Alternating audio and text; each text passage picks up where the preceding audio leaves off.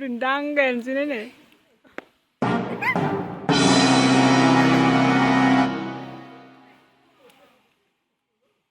Kayak top sih, top yang jalan maksudnya sekarang ini.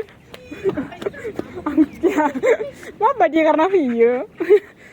Angin kayak yang sih orang mau kau kalah.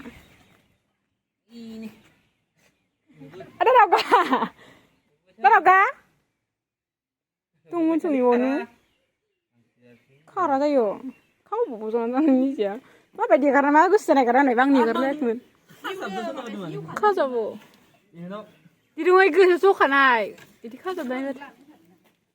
Akhirnya sudah best gilir. Tapi maksud, ini harusnya bantu bantu baca lah.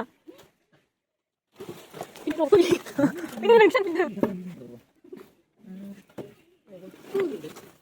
Yoni itu kurang ngasih. Karena ini ada. Ini apa sih sekolah? Serang apa itu? Ini. Guna apa? Guna ya. Ini kan deh. Untuk madong pintar nih. Orang dunia putaran kan? Mungkin sini nanti nih. Putar kadai gimana yang nih? Ini nih gila. Dia nggak benar di. Ada di nama. Maaf baca mau nih jadi karena tu. Ikan no, karena mau nih. No mas ya. Kursi malu dulu yo. Aduh, ikut tangga itu terlalu kau ya. Bos ini sih pun gila apa? Ini masih sih ini bedong. Ini ibu dia bedong angin lagi behang. Saya nana nengko nai. Akhirnya nende kese. Rendangkan sini nih.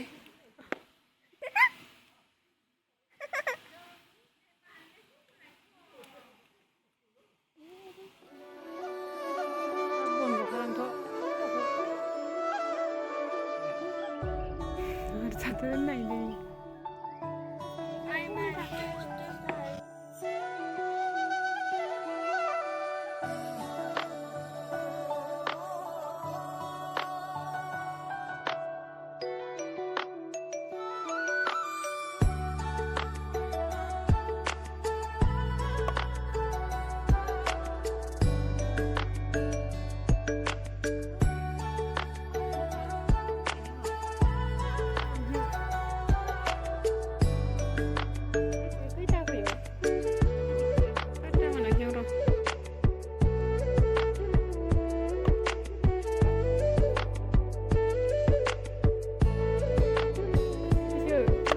Mobilnya nanti bisa nih sana. Mas juga kan nih.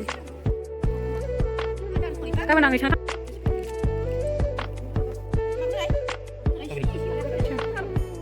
Mari kasih.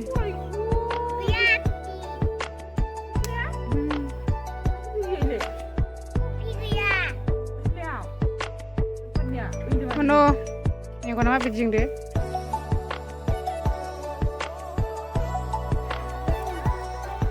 Berat deh ni semua.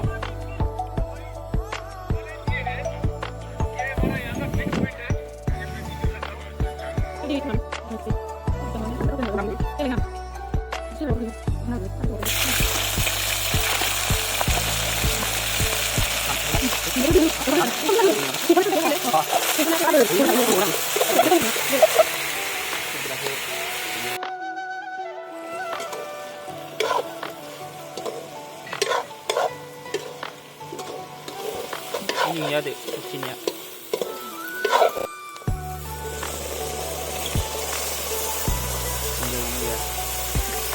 Dia.